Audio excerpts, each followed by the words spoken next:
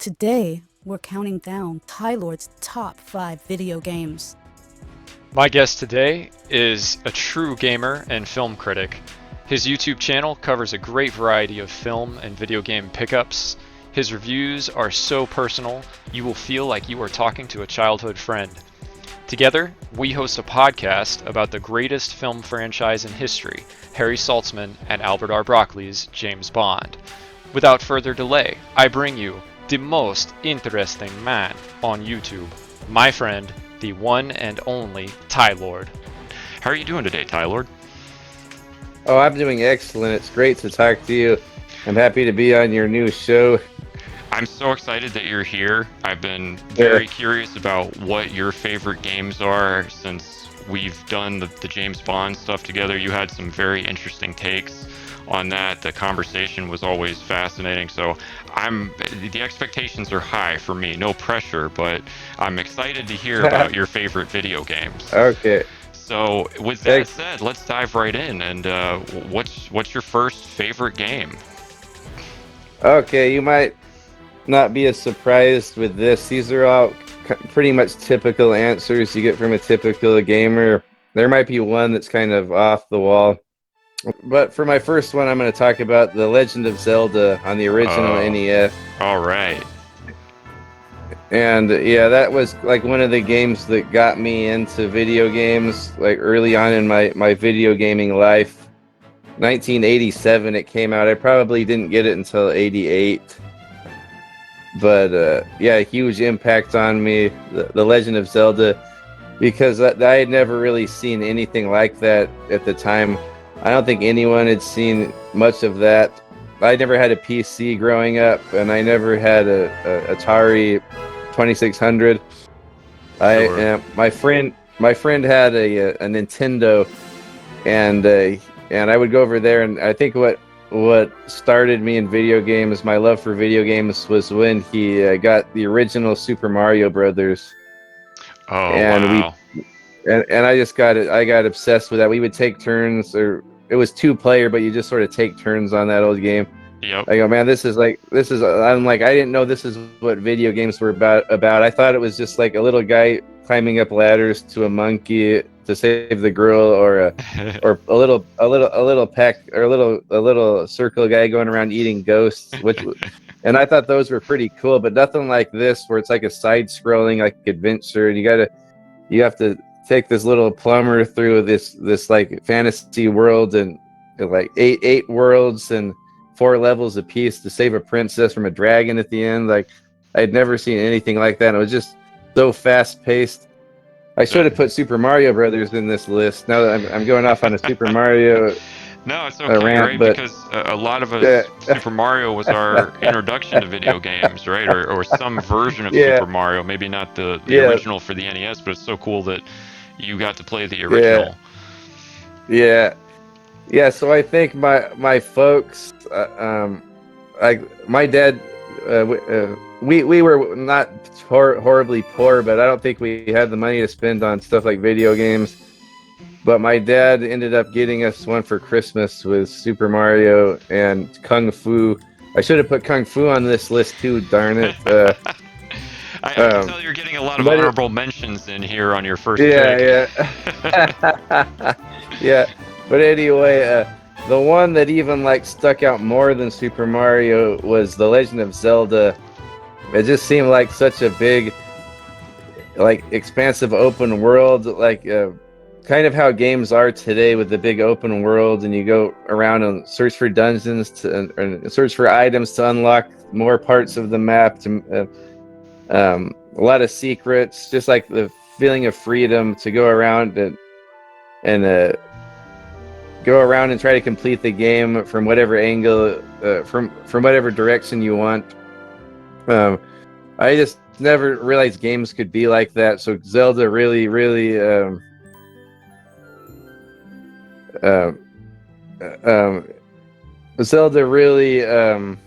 immersed me as like an adventure game, because like I said, I don't know if there was anything like that before. I know eventually I played Metroid, and that's kind of on the same level. Shout out to Metroid, honorable mention too. Right. But but just the size and scope of Zelda for the time.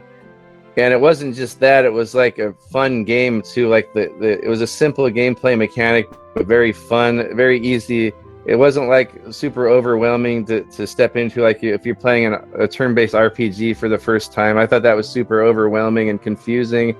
This thing, it was not. You just go into the cave and get the sword, and then you just go around and start whacking stuff. The first couple dungeons are easy to find. You don't even realize, like, is that what I'm supposed to be doing? Am I supposed to go into this dungeon? But then you just keep exploring until you beat the dragon and get the first Triforce, and then it kind of gives you an idea of what type of game it is. Okay, I got to find all these dungeons and get the Triforce. So many secrets though, like burning bushes, bombing rock faces to find secret items and secret rooms, secret dungeons. I just think they perfected what an adventure video game was back in 1987 with that game, and I played it all the time with my friends and it was the big talk at school too. Everyone would be talking about, oh, did you find Labyrinth 6 or Labyrinth 7? Oh yeah, you blow the whistle. There was all kind of word of mouth around school back before the internet. So is Legend of Zelda. Fun adventure game. Also, the music too is iconic. I think it only had 2 or 3 tracks on the whole game, but they're all iconic, really catchy tunes. And So yep. They still exist to this day, right? They still use the basis of the music from the first game. Yeah, and not only that, but they kind of use the formula of that game in every other game since, even a little bit with the newer games like Tears of the Kingdom.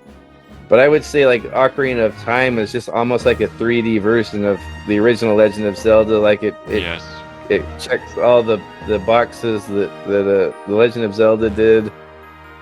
And it's all wrapped up nicely into that nice little golden package and with that bright cartridge in there. So Legend of Zelda would be the first one of my 5.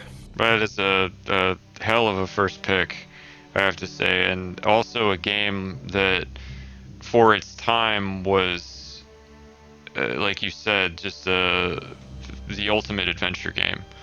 And we had Dungeons and Dragons, and like you said, there were other PC RPGs that predated it.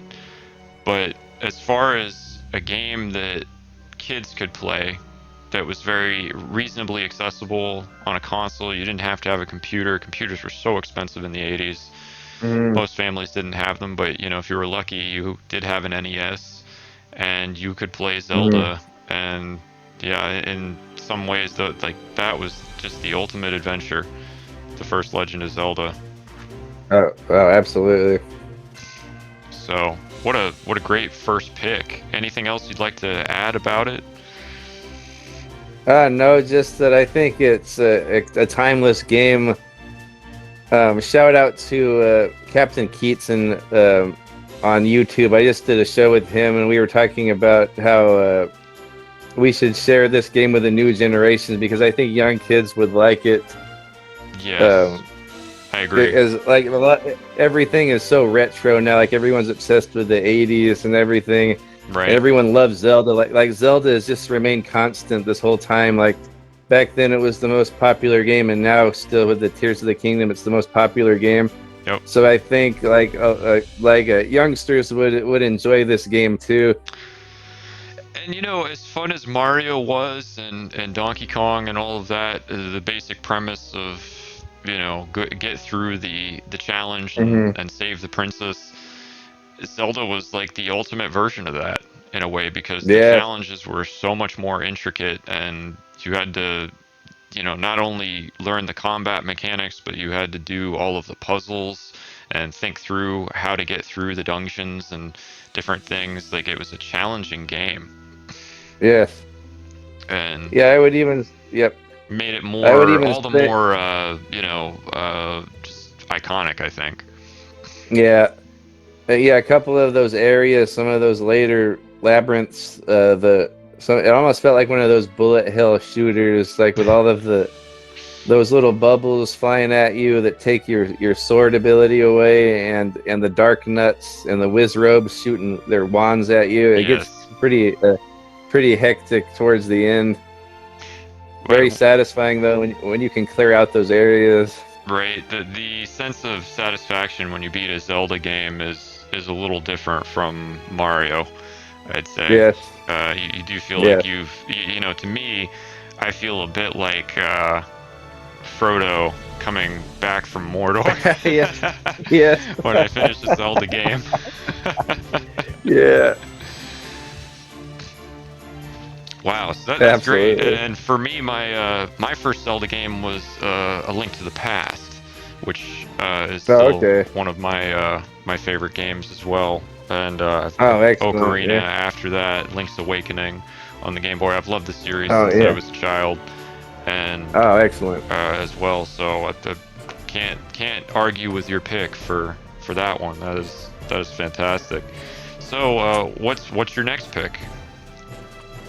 Well, my next pick, I'll just stay in the realm of the 8-bits and the original NES.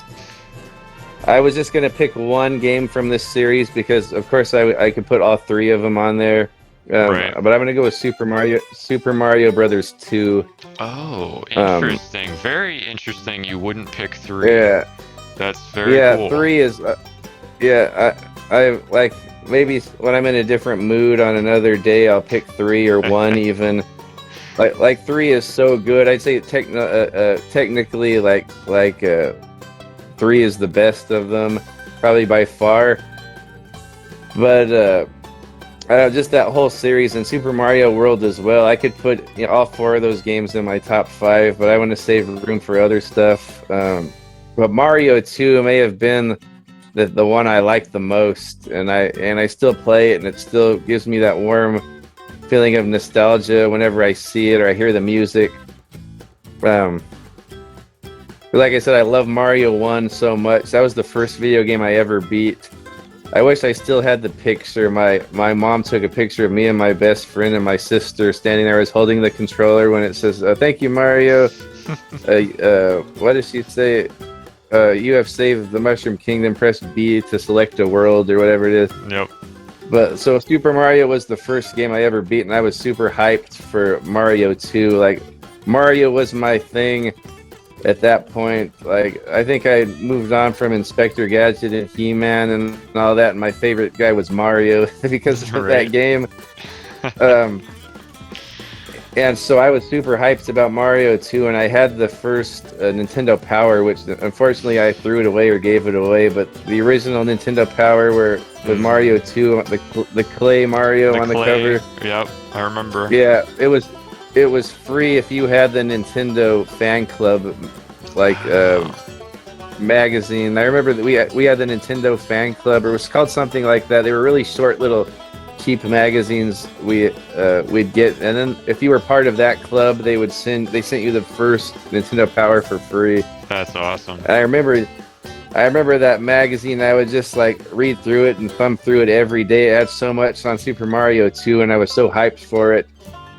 I would take that book with me everywhere. I think I even took it to church. I'd be looking at it. Well, Nintendo was counting on that, right? That was very clever marketing on their part to give all the kids in the fan club the first issue of Nintendo Power. Yeah, yes. No, that worked for sure. And I know it's for a while there it was kind of slagged off because it wasn't originally designed to be a Mario game, but nobody cared back then. It was Mario. It was. Of course, everyone knows the story. It was a reskin of Doki Doki Panic from Japan, which was also produced by Shigeru Miyamoto. Oh, okay. So in its DNA, it is a Mario game. Sure. But I don't know. I think the American version that we got had a lot of improvements to make it way better than that other game, which is still fantastic. Like, if you're gonna get one game to put Mario on, that's the game. Because that would have been a super overlooked game, like probably one of the best games ever made, and overlooked if it had not been a Mario game. Yeah, just seeing Mario back in this new game, and it just seemed like a generation ahead of the first one as far as graphics and presentation. And I was one of the earlier games where you could choose 4 different characters, and they all had a little bit different abilities. You never really saw stuff like that in platformers back then. You could be Mario, Luigi, Princess Toadstool, and Toad, and they all had different abilities. And I remember Peach, or we called her Princess Toadstool back then. I guess in Japan she was called Peach. I'm not really sure. But we all just knew her as Princess Toadstool. She was like the most OP one. Like, she was the one to pick because she could almost float across stuff. Yep. And then Luigi, I remember, had that high jump, so a lot of the tougher levels you would stick with Luigi. And I know the speedrunners usually go with Toad because I think he's the fastest, or he can pick up stuff the fastest. But it's so cool. I kind of like There's so many different ways to play the game. Yes, exactly, yeah. And I think I like Mario because he's so basic. He feels most like the Mario in Super Mario 1. Right. But yeah, just so much variety to that game. And at the time, there was no formula for Mario. Like, everyone complains about it being different. But, like, there had only been one Mario game before that, so there wasn't really, like, a set formula, a guideline to how Mario... Now we know how it should be. It should be the question mark that you hit and you jump on the turtles and all that. Mm-hmm. But at that time, there was nothing... that was only the second game. They went in a little bit different direction, but I mean, it's still a Mario game. You still press B to run, A to jump. Sure. Some of the best controls in any platformer are the original Mario games, and it still would incorporate the mushroom and the Starman into the power ups into it. You could pick up items, and I had a kind of an eerie, like, surreal, like, nightmarish quality to it, that game, and I kind of like that. I don't think any other Mario game has really done it like that since. It's sort of like a surreal, uncanny, nightmarish vibe to it, like you're inside of a dream world or something. Right. And I thought it was super eerie how you would go into the door to get the mushroom. It almost felt like you're leaving the dream world and you're entering the nighttime of the real world to grab a mushroom what the Mario knows about. That's what I always took from it. I don't know what the story is behind that, but it almost felt like when you use the potion and you go through the door, it almost feels like you're leaving the dream world and you're entering the real world at night, and that's only where you can get your mushrooms. Yeah, I don't know what the story is. Well, I don't know what the story is, but and it would play the Mario theme. Yeah. And it played the Mario theme from Mario 1 when you went in the door too, so that kind of like another thing, like maybe that's like going into the, like, you're waking up for a moment to go get your power up. Sure. I remember that because I played Mario Brothers 2 on the Super Mario All-Stars cart for my Super Nintendo back in the day. Yeah. And it definitely had kind of what you're saying as far as the nightmare vibe. Sort of felt like Alice in Wonderland a bit. Yes. Yeah, something like that. Like, not so much like scary horror, but like whimsical, like cutesy horror, like Alice in Wonderland. Yeah. It was fun. So it was a fun game. It was hard though, right? It was a much harder game, I thought. Actually, of the original trilogy, I think it's probably the hardest game. I think so, yeah. I mean, there's also, bringing back from the first game, they have warp zones too, which I thought was cool. Like, that's a typical Mario thing that's been around since the beginning. Yeah, but some of those levels are very difficult. They had all kinds of different type of levels, like the levels where you dig through the sand to get the key. I thought those were pretty cool. Like, I had never seen anything like that. Yeah. Also, when you would pick up the key, I thought it was terrifying as a kid. Phanto would come at you the face. Oh, right. He would come alive and come after you whenever you're holding the key, and you have to pick up that key and take it and find the door. Right. I thought that was a super cool mechanic. I thought it was pretty scary, like trying to run away from that guy. Whenever you pick up the key, it summons him and he comes to get you. Also, at the very end, before you fight Wart, you come to the bird mouth, which is usually just the door to the next level. before warts, you pick up the crystal ball, and that mouth that the door is comes alive and it starts flying at you. I thought that was terrifying. Very cool graphics and Yeah. mechanics. They Yes. obviously did a lot to build off of the first one. That Yes. was a more basic kind of game. Mm-hmm. Whatever Yeah. people say about the base of it not being a Mario game or whatever, they certainly ended up Yeah. with a Mario game. Yeah, they did. Yeah, and I think even now Japan recognizes it as the real Mario too. It's really great that it's getting more Yeah. recognition now. I'm sure Yeah. a lot of people played it like I did in All Stars for the first Yeah. time, or didn't it have a re-release on the Game Boy Advance maybe at some Yeah, point? and that's the one I haven't played much, but I think they did a lot of updates to it. Like they added points and coins and Okay. stuff to it. And it was weird how that game didn't have a point system, and it didn't have coins. It had coins, but you would use them to gamble in the slot machine at the end of the level to get extra lives. I thought that was kind of a Okay. cool addition. Yeah, that's very But it was cool. it's weird how that game didn't have a time limit and it didn't have points. Sure. That's another thing different from any other Mario.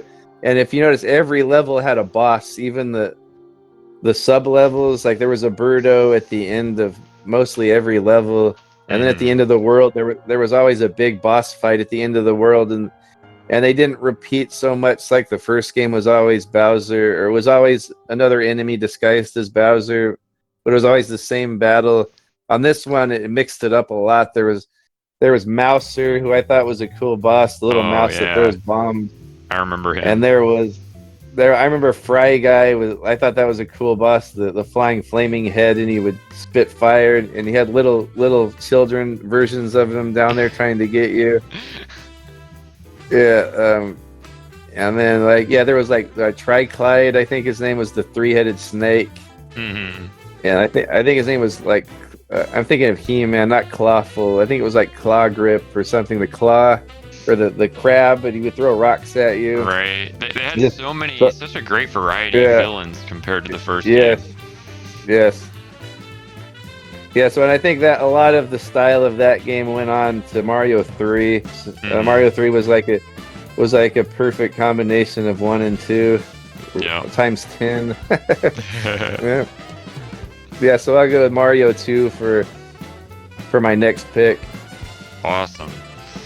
So, what's your number 3? Okay, so this one might be a top game for me, but I'll put it in the middle here today. It just had such a huge impact on me. Street Fighter 2. All right, let's go. It's a great fighting game. Oh yes, and I think it's like the father of all fighting games as we know it.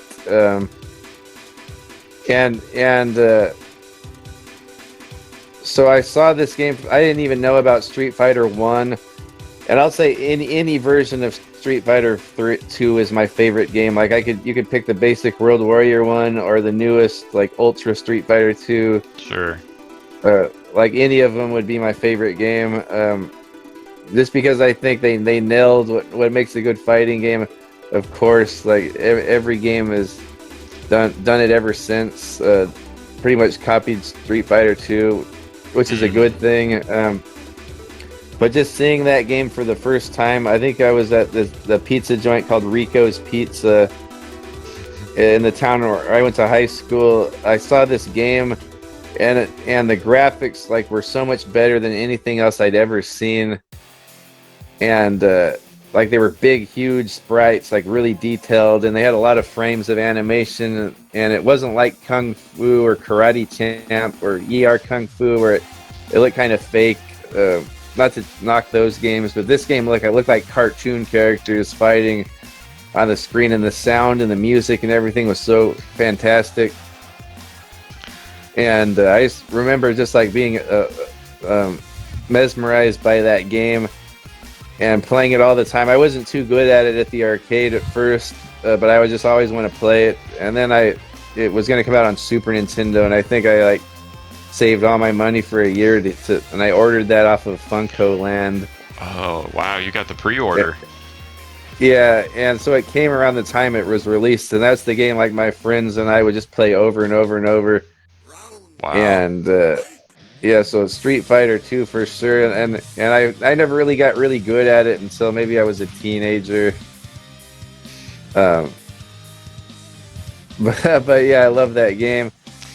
Once I had it on a while as well to get good. I had it when I was kind of in middle school, and I had Street Fighter 2, Super Street Fighter 2 Turbo.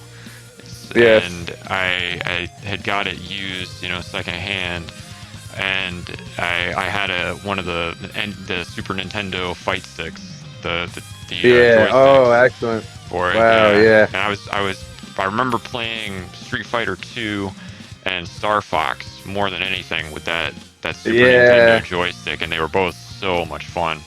Oh man, those are good too to have right there. But I remember like there was always anticipation for the next release too on Super Nintendo, or if you had a Genesis, because we complain now about like DLC and all that and Game of the Year editions, but back then we bought the damn game for $80, and then like a year later they have Turbo, and it's like the same game but just a little bit more stuff, and another $80 for that. Yep. And then like a year later they have Super Street Fighter, which is like the same with a little bit more, another like $60 or $80. But I think those were, even though like they were the same, those were like the only games I bought for like 3 years straight. But those were games that also argue that were worth it. Yes, right? Because they were so good, and you just had to have those new fighters, right? Yeah. And the enhanced speed, the better performance. It was worth it. I would say very few games are worth that, but that was one of them that definitely was. Yeah, and then just I remember the anticipation for those was so great, and they were all over the arcades too. Behind my house, I was lucky to have this ice cream parlor. It was called Penguins, and it was right next to my middle school, kind of near my high school. It was an ice cream parlor named Penguins. It was called the Penguins Ice Cream Shop or whatever. And after school, all the kids would go in there because they had 3 Street Fighter cabinets in there. Oh, wow. It was packed in there. There was 3 Street Fighter cabinets in that one little ice cream parlor. That's fantastic. I think the owners knew how to bring the kids in there. First, all the kids were buying ice cream and soda there after school. Yep. And then they wanted Street Fighter. They knew they wanted Street Fighter too. Yes. But getting into the game a little bit, I think like that's like one of the things that like interests me in martial arts. Like, it was mostly because I mentioned James Bond did judo, and then this game Street Fighter, and I like stuff like Bloodsport and all these movies like that, and this game looked like that, and that kind of like what kind of pushed me into taking martial arts a little bit. Well, maybe interested in it. Sure. Which kind of helped me out in my life after that, like getting fit and confident and all that. That's great.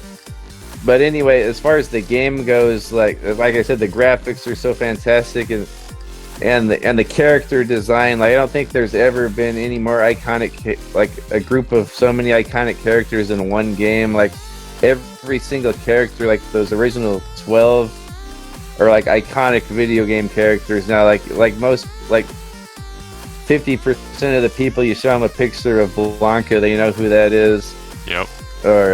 Or Chun-Li, any of them. They're such iconic characters, and the music too. I remember I loved the music so much. When I got it on Super Nintendo, I would sit there and listen to the music test. Like I love the little tunes. I think some of the favorites, of course, are like Ken and Guile. Yep. I really like Vegas theme music. I could play that on my guitar.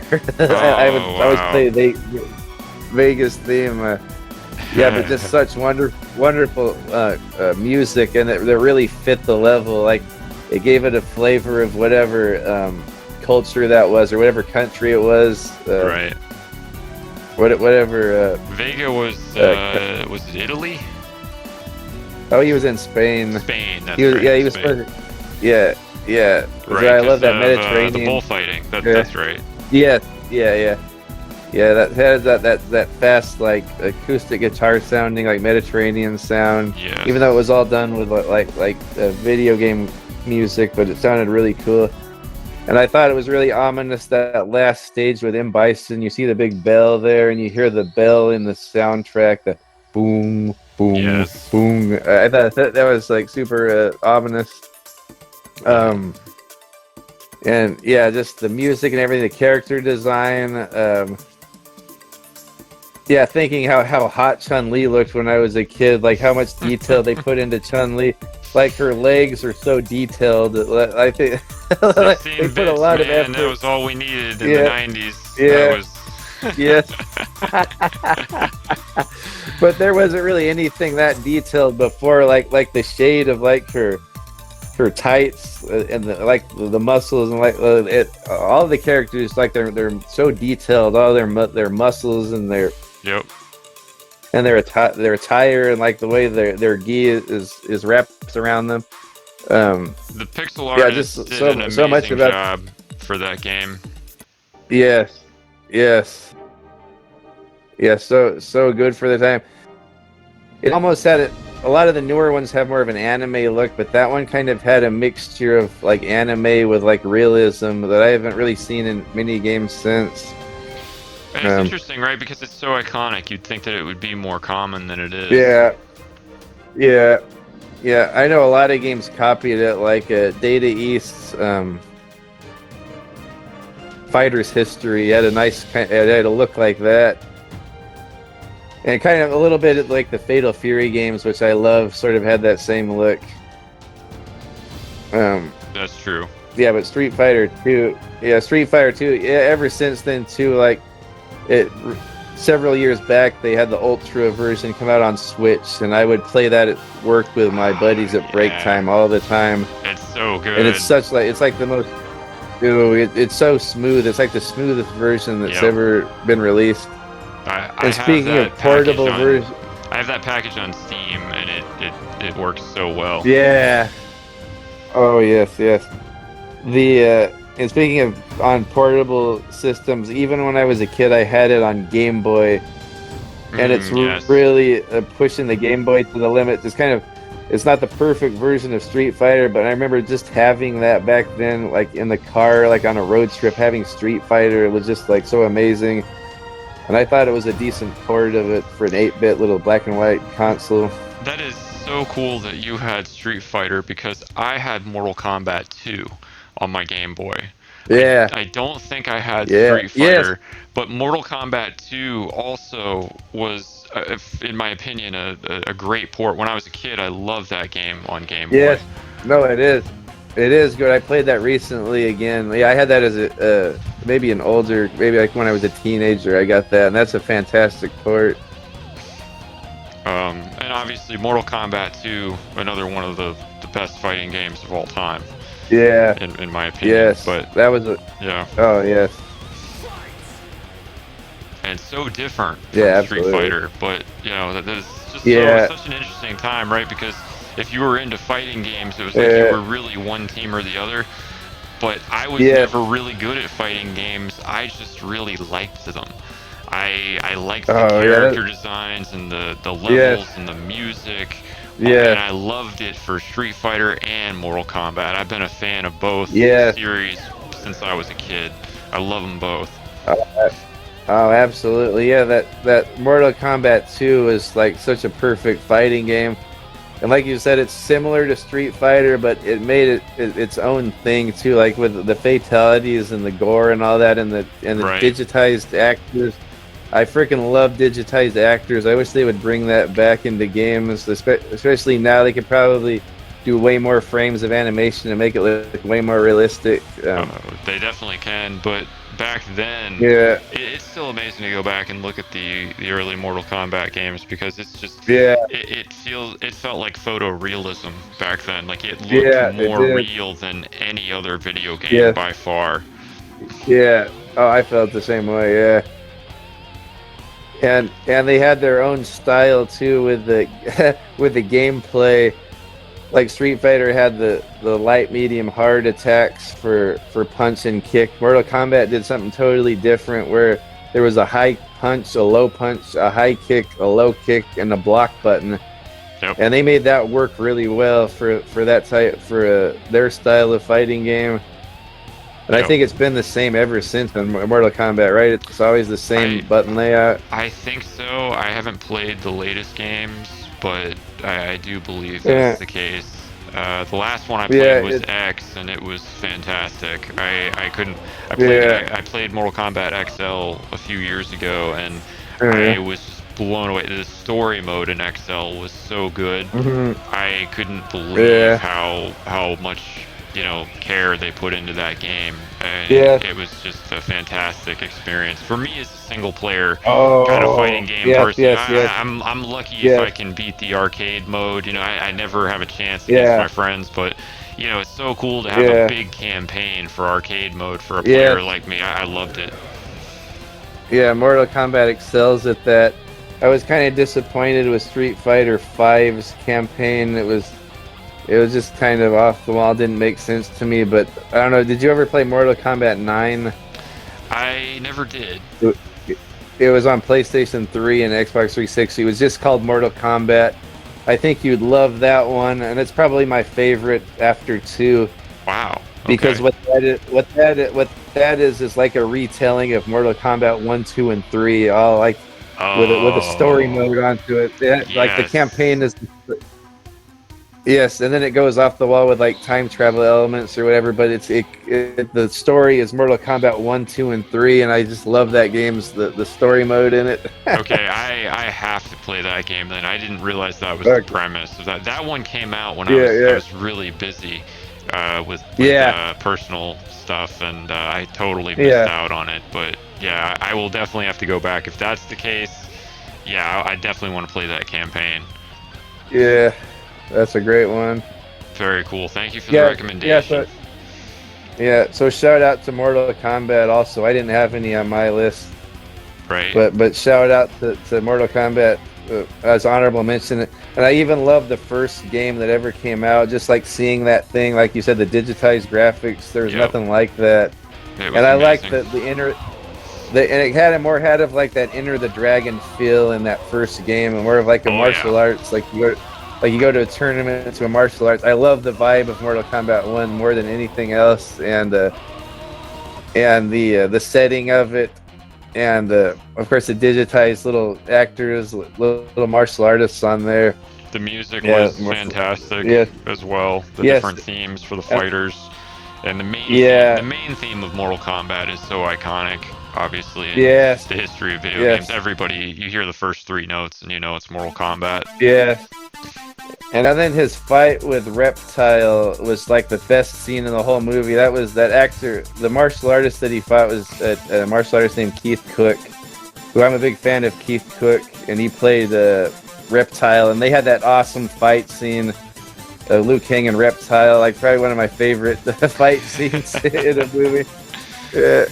Yeah, that was a great scene. And the soundtrack for the film was fantastic as well. Yes. Even though it was different from the game, they had all those different rock and electronic bands on the soundtrack. It was great. I loved that movie. I remember watching it it was after it came out. I watched it on tape at one of my birthday parties, I think, with a bunch of my friends, and we were all probably like 10 or 12 years old, and we could not get enough of that movie. Yeah. Yeah, and getting back to Street Fighter, taking nothing away from that movie, that is a lot of goofy fun. I know you've never seen it, but it's on my maybe list. sometime we gotta watch. Yeah. I've got to see that movie. I'm a big fan of Jean-Claude Van Damme. I'm a big Kylie Minogue fan. Oh my goodness! Oh my God! I'm a big fan of her music and cameos I've seen her in film and TV, that sort of thing. Her music videos also. Oh my gosh, some of the best music videos ever. I'd say. So I'm interested to see her as Cammy. Yeah. Oh yeah. That was wonderful casting right there. I kind of liked every it was kind of an oddball movie, like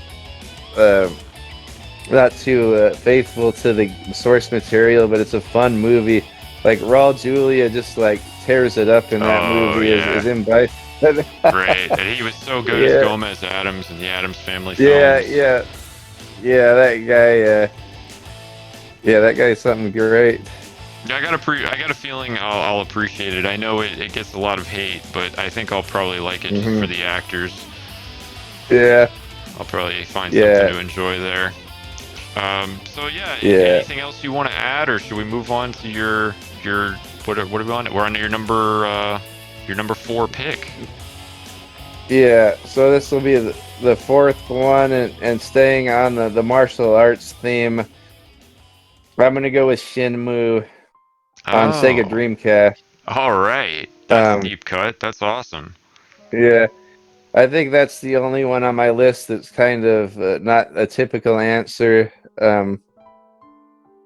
But man, this game had a huge impact on me, and I probably was like out of high school when I first played it. Like I was no kid, and so I wasn't super impressionable at this point. But this game just touched me like no other game did, and not in a naughty way. I guess it kind of is a naughty. I guess it's kind of naughty because it's so good. But Shenmue on Sega Dreamcast. So I was at that point. I think I'm a little older than you, so I was kind of not interested with games for a while, or I was busy doing other things in life. Sure. Around this time, and so I didn't really play much of PlayStation 1 towards the end of its life, and I didn't get a PS1 or a PS2 when it first came out. I probably didn't get back into it until the end of the PS2 era, and then I was like hard into it, and I got Xbox 360 like launch day. But around the end of PlayStation 1 and into the first generation of PlayStation 2, I wasn't really super into games as much as usual. Sure. But everyone was always talking about this game Grand Theft Auto on PlayStation. I go, wow, that looks amazing! How like this open world, and you can drive any car and do whatever you want. Like I maybe I should get a PS2 so I could play that game. But they were hard to come by at the time, and they were super expensive, I remember. But my buddy that ran a retro shop, went there, and they had these Dreamcasts, and they were marked down to like $40. Wow. And I missed out on the beginning of that. So I go, wow, $40, and that PlayStation 2 is like $200 or $300. Like, what's the difference? He says, oh, this thing's about to go out. Like they're about to stop supporting it. Right. But so I looked at the magazines, and the magazines still had like some games released, and they were still having like reviews of them. So and then I saw this game Shenmue. Like maybe that's kind of like Grand Theft Auto because it looks like it's an open game, like a lot of interaction, like with like a big world. So the Shenmue game, so maybe I'll just get this Dreamcast for $40, and Shenmue was like $5, so like $45. I had this new system after coming back from not playing games much. Right. And I remember reading a couple of reviews of Shenmue online and them saying this isn't for everyone, and it's not like Grand Theft Auto, but it kind of has more attention to detail in like a smaller area, and it's has more of a story. I think, wow, this sounds really cool from the reviews I read. I know it didn't get super high reviews, and I think it's like one of the games that bankrupt the Sega Dreamcast because they spent so much money on it, and no one cared about it, or it didn't sell that well. But I got this Dreamcast. It's a game that is commonly they talk about a lot these days as being one of the first real open world games, right? Yes. Yeah, and it's super ahead of its time. Like when I first popped that thing in, like I wasn't really knowing what to expect. It starts off with like a cinematic like opening scene. I don't want to give too much of it away if you haven't played it, but I haven't played it. It's another one I'd really like to play at some point. Yeah. It's not for everyone. I know a lot of people do not like it. It's not a conventional video game. It's more like a life simulator combined with a movie, combined with several different little gameplay elements in it. Okay. but just like the atmosphere and the vibe this thing puts out is so genuine and so like there's so much attention to detail with this thing, and I got it. It's like 3 or 4 discs on Dreamcast.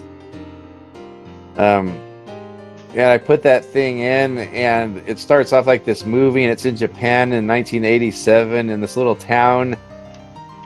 And your father's a martial arts sensei, and he gets killed by this mysterious Chinese martial artist. So the whole game, you're a young guy named Ryo that's trying to find his father's killer. And along the way, you meet a lot of people and learn a lot of things from different people. Not always martial arts. Like he learns a lot of little life lessons from everywhere he goes in this little town. But yeah, it's a story of revenge. But you kind of get a lot more out of it than just revenge. And even like when his father is dying in his arms, he tells him. He doesn't tell him to go seek revenge. He says, "Hold those hold those you love close to you, like your family and friends." And then he died, and so it's kind of like a struggle with like a.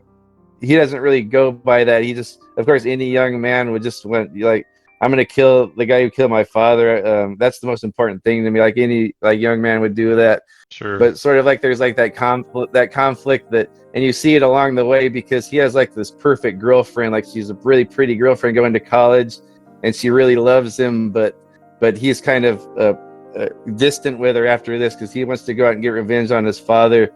But you kind of see how like if he would just settle down with his girl, his life would go in a wonderful place. Right.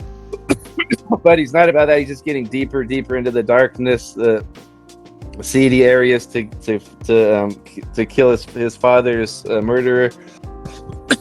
But along the way, he meets a lot of martial artists, and you learn new moves. The game is super interactive, so like you start off in your home, and inside your house, you can explore your whole house. Like open up the sliding doors. It's like a Japanese style house. You could explore. You could go into all of his dressers and drawers and open stuff up and take stuff out. You can find like family photos and flashlights and batteries. I know it sounds kind of boring, but the game, like you can go to the refrigerator and take out milk. It's super interactive. But that was you have a little deal. dojo. That was such a big deal at the time, right? Because you couldn't do that in most games. This was a more interactive RPG. Yes. Yeah,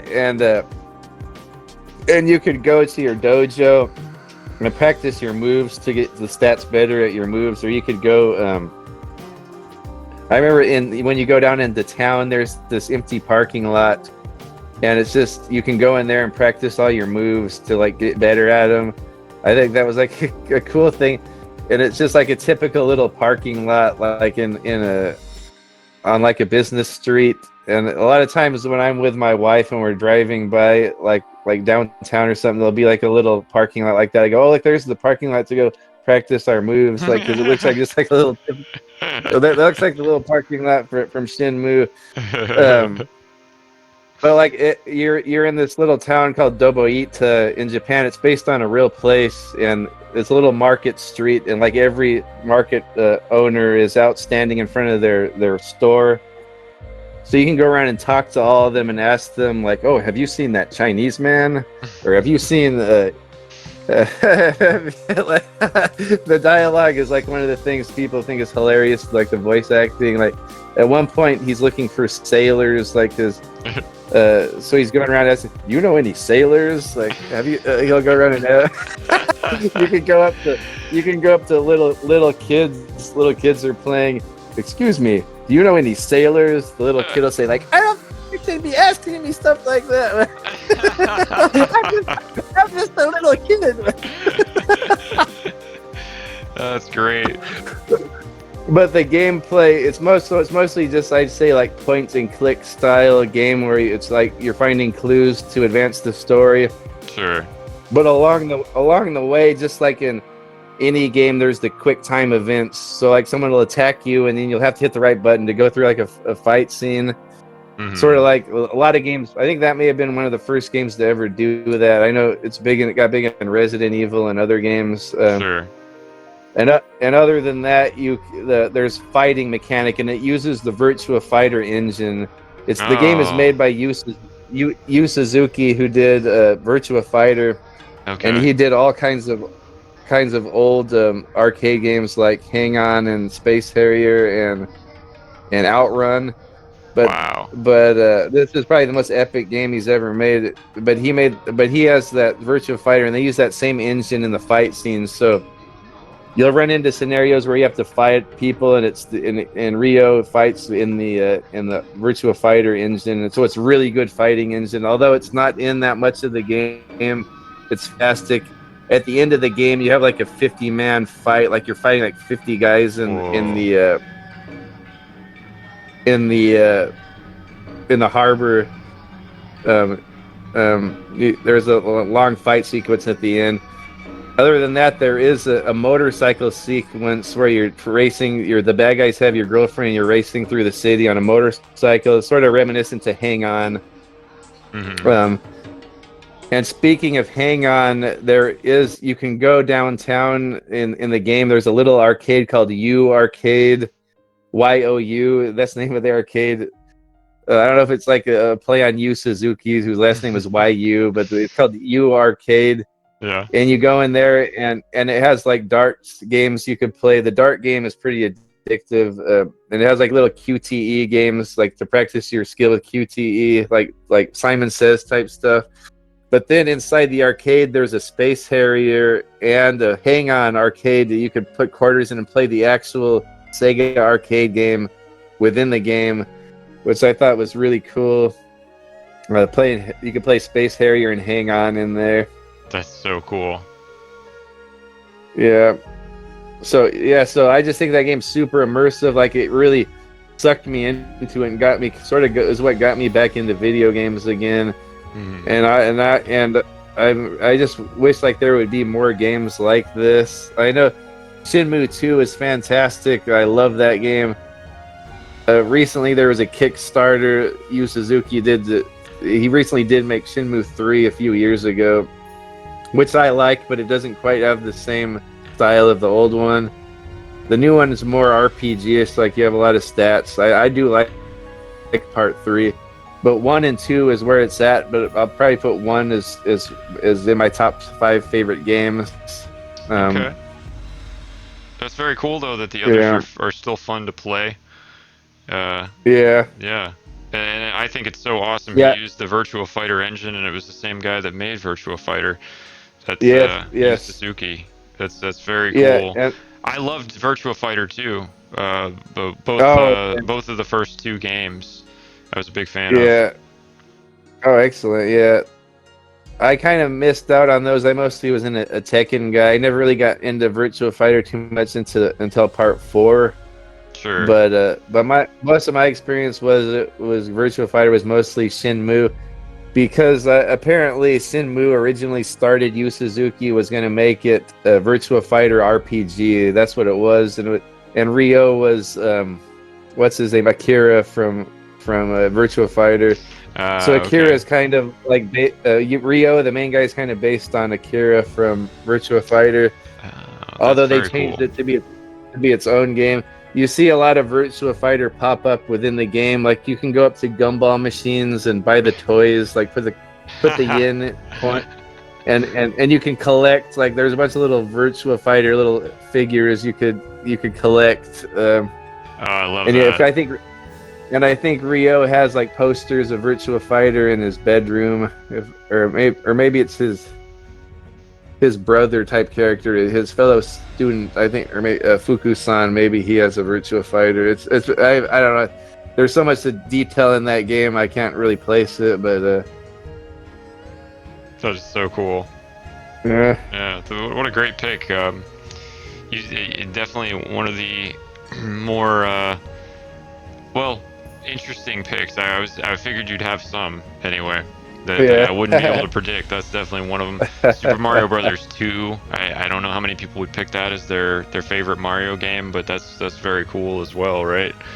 So Yeah. this has been a really interesting list. I'm really curious now what your final pick is. Okay.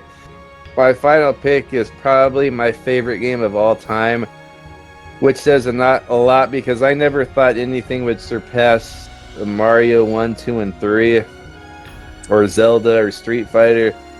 But this thing even surpassed the first game in the series, which I almost put on this list too, which was Resident Evil 1.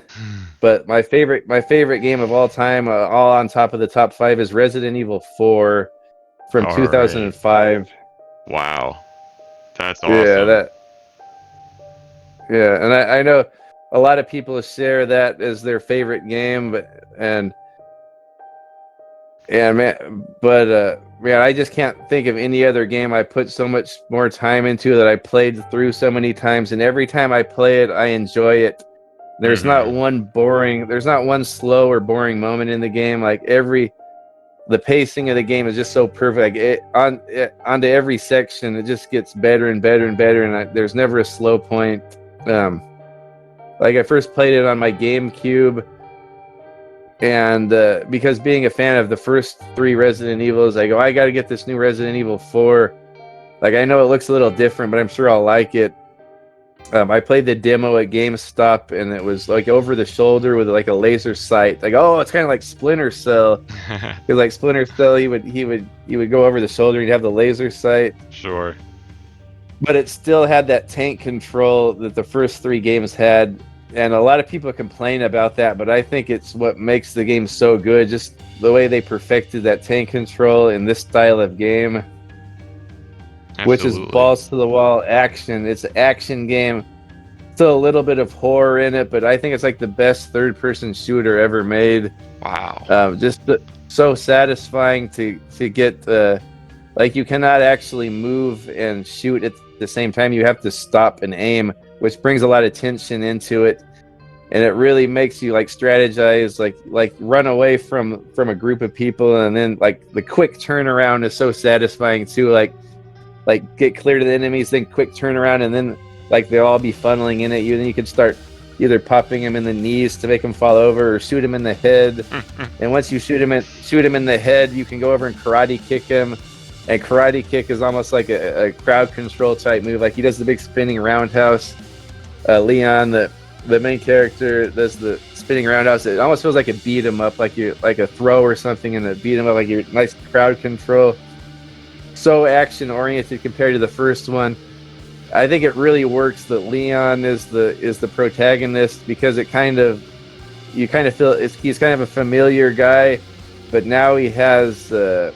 So he kind of connects you to the rest of the Resident Evils. Otherwise, it like really has no connection to them at all.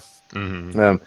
But I like how it's Leon, but he's pretty much like the James Bond version of Leon now. Like, he's so much smoother. He's so much more skilled from the first game. He has so much more experience. He has one-liners. He's a ladies' man. He's like the American James Bond. That might be why I like this game so much. Like, Leon's like, he's like the American James Bond in this game. Yeah, just the fact that they added a merchant into the game where you could buy upgrades for your guns and buy new guns along the way. And just like the environment too of the game, like the areas seem like real places. They don't feel like before, like this is obviously just something designed to be a video game. The areas look like real places, like the castle and the rooms in the castle and the little village and the laboratories. They all look like they're real places, but you navigate around them so smoothly, like it's a video game. I just love Resident Evil 4 so much. I probably played it 100 times on my GameCube, and then of course I bought on PS2. It was released about a year later. I bought it on that. I played it bunch more times. I remember that when it was first released on PC, I bought it on PC. I played through that a ton of times. On Wii, it came out with the motion controls. I probably played through that a million times. Wow. And then it came out again on Xbox, like digitally, Xbox 360 and PS3. I think I got both of those, and I played through all those a bunch more. So I don't know how I haven't counted, but I'm sure I played through it over 100 times. That's amazing. And then of course I was always wanting it to come out on a portable system, and it never did. It skipped the Vita and the PSP, which I didn't like, but eventually it came to Nintendo Switch, and that's probably like one of my favorite purchases of all time. I finally have a portable version of it on my Switch. Okay. First I played through that a bunch. What else? I think that was the most recent update until the remake, which is also fantastic. I could put that on my top game too. The remake that just came out in 2023. I don't think it's the same game. It's a totally different game, but still like the same setting, and it does the same type of formula, and it's still like a perfect game. But it's so different of a game, I wouldn't consider it the same game. I think that may have been. I recently, you know the little mini that I think you have, that little SNES mini.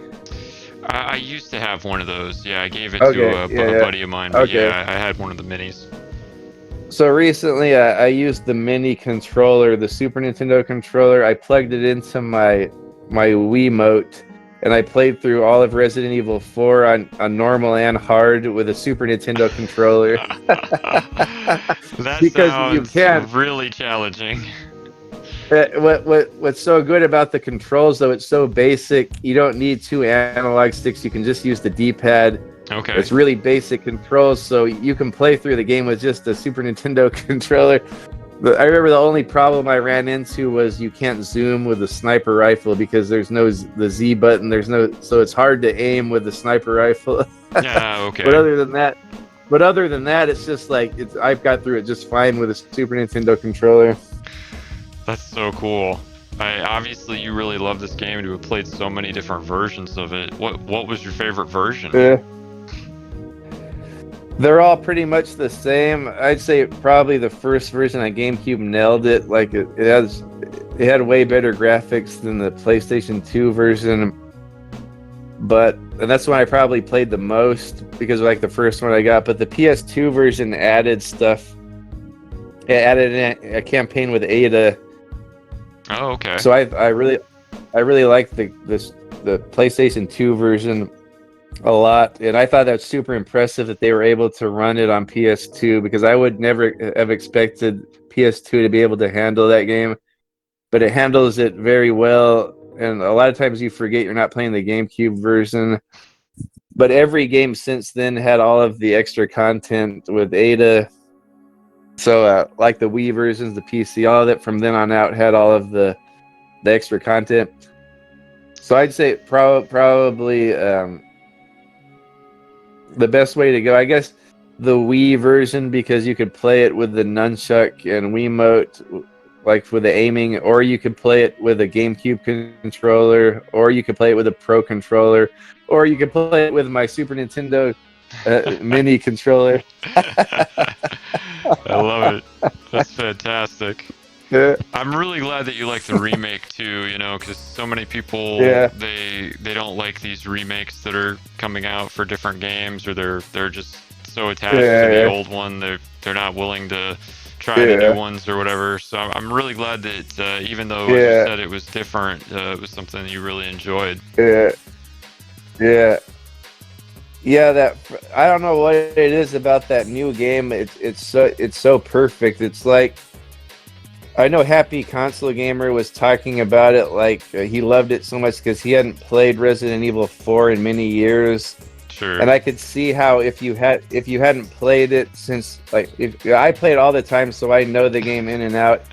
But if you haven't played it since then, if you went into this new one and played it, it's so familiar, it would feel like the same game as before.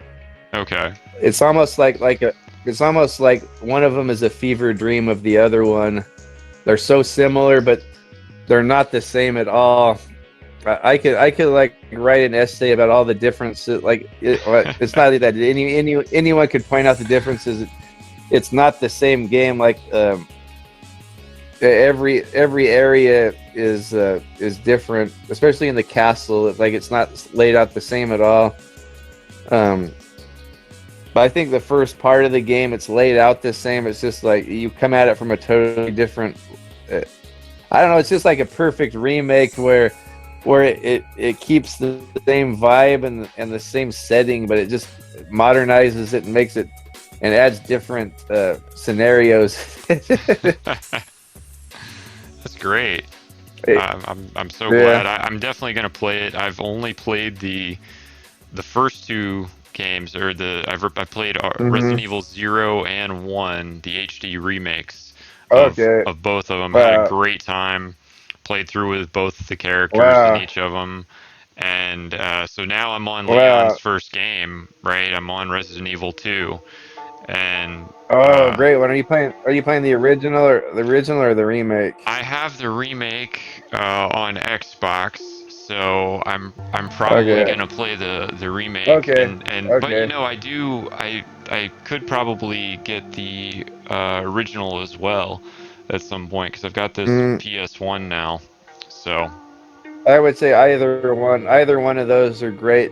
That's another one too where it's almost laid out the same. It almost feels like the same game as the original, but it's obviously not.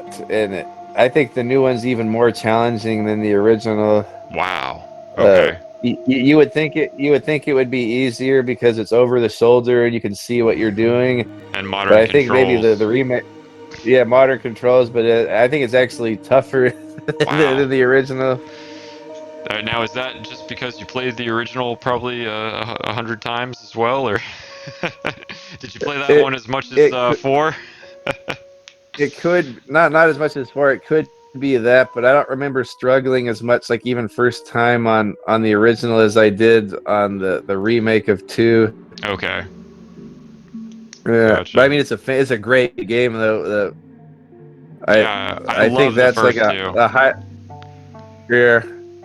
Yeah, you'll like this one too because it doesn't have the fixed camera angle. It has like over the shoulder with modern controls. Right. It'd be easier for me to move around, I'm sure. Those first two were challenging to get used to the fixed cameras. Yeah. Which I love that.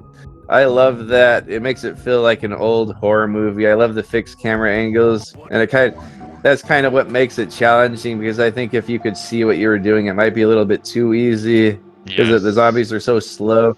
Right. But just not being able to see them kind of ups the challenge a bit and kind of makes it more unsettling. Absolutely. I had a great time with both of them, and they did a really great job cleaning up the graphics as well for the HD remakes. Yeah. So wow. Yeah. Anything else So those you are wanted my to add? 5. Oh, I hate that I didn't have a James Bond game in here, but I couldn't knock any of these other games off my top. But I would probably put, if I thought really hard about it, I might knock off one of these and put From Russia with Love in there from 2005. Okay. Or even Everything or Nothing. Okay. That was 2003 or 4. With Pierce Brosnan, James Bond games, third-person action stealth games. Right. Those are the two I still want to play. I haven't played those. I played Nightfire and Agent Under Fire in that gen, but I didn't play the third-person ones. Yeah. Also, maybe even GoldenEye I would have close to this list, or The World Is Not Enough, 2 N64 games. I've got a feeling someone in this series is going to have GoldenEye on their list.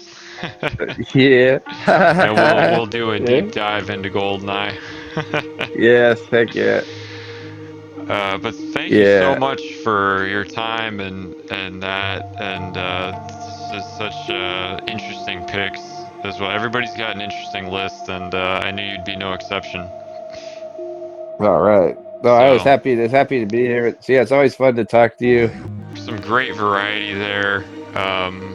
I did have one question before we wrap up. Favorite fighters from Street Fighter 2? I forgot to ask you. Oh yeah, how did I forget that?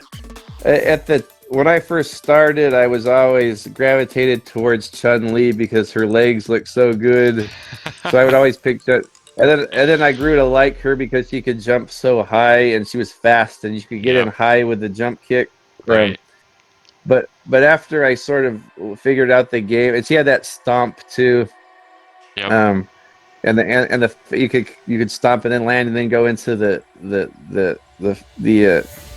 kick, the yep. Yep. Was a great combo.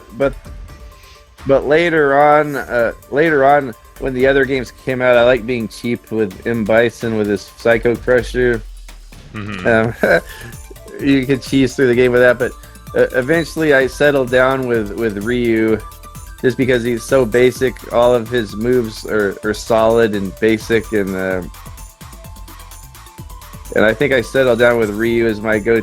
In the newer games, I always go with either Balrog or E Honda. Okay. That's so interesting to me because Ryu's Hurricane Kick, I think, is one of the most iconic moves in fighting games, and obviously Chun-Li's leg kick as well. And it's funny you pick them both because they're my fighters for Street Fighter. Like every Street Fighter game that I play, I have to try Ryu and Chun-Li. Those are my fighters. So, excellent, yeah, that is so cool. Wow. So I will link to your channel down below, and anything else you wanna say or plug before we wrap it up? Oh, nothing more than that. I was happy to be here. I look forward to listening to all of your other interviews. Like I said, check out our check out our James Bond show on my channel.